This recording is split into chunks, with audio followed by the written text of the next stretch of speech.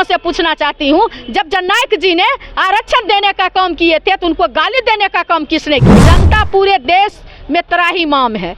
क्या महिला, क्या जवान, क्या बुरा, कमर तोड़ महंगाई, पेट्रोल डीजल की इतनी बड़ी कीमत। बीजेपी का मतलब ही होता है बड़का झुट्टा पड़ता है। इस देश में जो है जवान का जो नौकरी करता था उसको 4 साल किसने किया? इस देश में जो है महिलाओं के साथ किसके संसद ने, जो देश और दुनिया में परचम लहराने का काम किया, उसके साथ यौन शोषण करने का काम किस संसद ने किया? आदरणीय लालू प्रसाद यादव जी अगर सिर्फ वोट लेते तो उर्मिला ठाकुर जैसे दाढ़ी बनाने वाला का बेटी उस विधान परिषद में जाती। अगर आप सार्वजनिक जीवन में हैं तो आपको देश, दुनिया और आवाम, जन सरोकार के सवाल पर आपको खरा उतरना पड़ेगा। कहते हैं तुम संघर्ष करते रहो, वो संघर्ष जो है तुमसे एक दिन बहुत ही खूबसूरत तरीके से टकराएगा।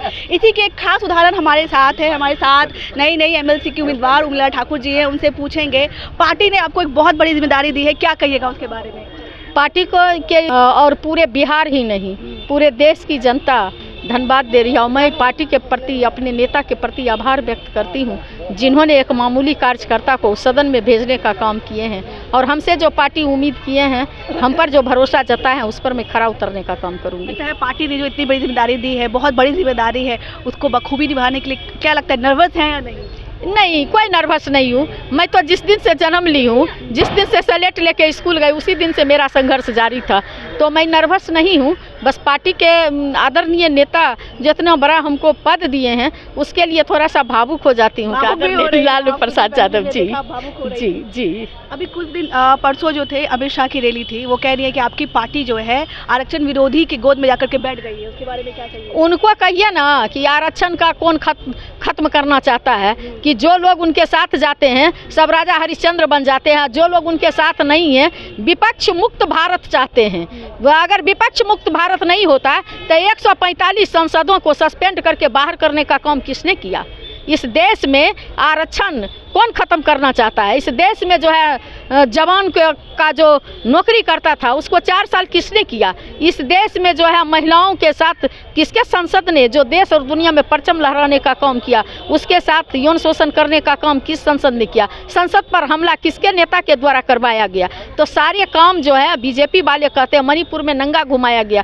तो महिला की बात, देश में युवक, महिला विरोधी आदमी, युवा विरोधी आदमी, नौजवान जवान विरोधी आदमी, पहलवान विरोधी आदमी, किसान विरोधी आदमी, तो किसका वो समर्थक है? कह रहे हैं कि सिर्फ पिछड़ा और अति पिछड़ा के नाम पर आप लोग वोट लेते हैं, काम नहीं करते।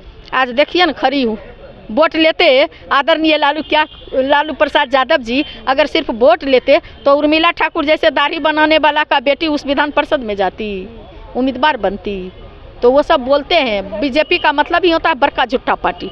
तो बड़का झुट्टा पार्टी के जुमलेबाजी पर हम लोग क्या जवाब देंगे? उसका जवाब जनता देगी। और 2024 में सिंहासन खाली करो की जनता आती है, नरेंद्र मोदी को खदेड़ दिया जाएगा और इंडिया गठबंधन की जीत होगी। आपके सामने एक बहुत ही राष्ट्र पार्टी है बीजेपी, क्या लगता है टक्कर दे पाएगी? टक्कर दे पाएंगे, टक्कर जनता देती है। जनता विश्वास करेगी? क्यों नहीं विश्वास करेगी? जनता पूरे देश में त्राहिमाम है। क्या महिला, क्या जवान, क्या बुरा, कमर तोड़ महंगाई, पेट्रोल डीजल की इतनी बड़ी कीमत, महिलाओं के श्रृंगार पर जीएसटी, बच्चों के दूध पर जीएसटी, खाना पर, आटा चावल दाल पर जीएसटी, लोग त्राहिमाम है। एक एक लोग जो है चाहता है कि नरेंद्र मोदी कल उतरे सो आज हट जाए। उन महिलाओं के बारे में क्या कहिएगा जो संघर्ष कर रही है राजनीति में, क्योंकि आप कहीं ना कहीं उनके लिए बहुत बड़ी प्रेरणा है? मैं यही कहूँगी कि हमेशा संघर्ष जो है 1-2 दिन का नहीं होता है।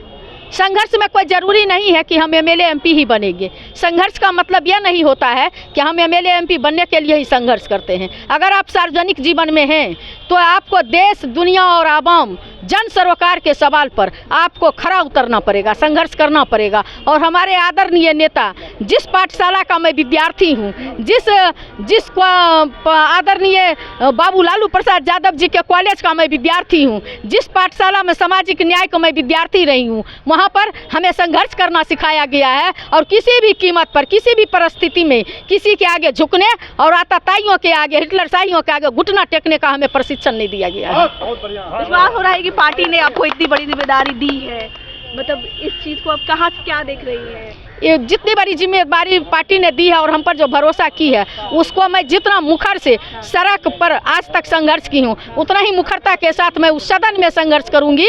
और जो भेड़िए के तरह जो चेहरा बदल करके जनता को जो गुमराह करने की कोशिश कर रहे हैं, जो हमारे अति पिछड़ा भाइयों को गुमराह करने की कोशिश कर रहे हैं, जो भारत रत्न की बात जननायक कर्पूरी ठाकुर को दे करके अति पिछड़ा का वोट बटोरना चाहते हैं, मैं उन आताताइयों से पूछना चाहती हूँ, जब जननायक जी ने आरक्षण देने का काम किए थे तो उनको गाली देने का काम किसने किया? हमारे बाप दादा और पुरखा को अपमानित करने का काम किसने किया? अपने ही दरवाजे पर खटिया मचिया पर बैठने से रोक किसने लगाया? कुआं में पानी लेने से छू आ जाता है, ये किसने किया? उन लोगों को, ये गरीब गुरबा लोग जो हैं, चाहे पिछड़ा को हो, अति पिछड़ा को हो, अल्पसंख्यक हो, दलित हो, महादलित हो, कोई उनके बात पर विश्वास नहीं करेगी और कोई उनको वोट देने के लिए नहीं बैठी हुई है। चलिए, बहुत बहुत धन्यवाद। हमारे साथ नई एमएलसी उम्मीदवार उर्मिला ठाकुर जी थी, आपने इनको सुना, बाकी आपकी क्या राय थी आप हमें जरूर बताइएगा। तब तक के लिए धन्यवाद।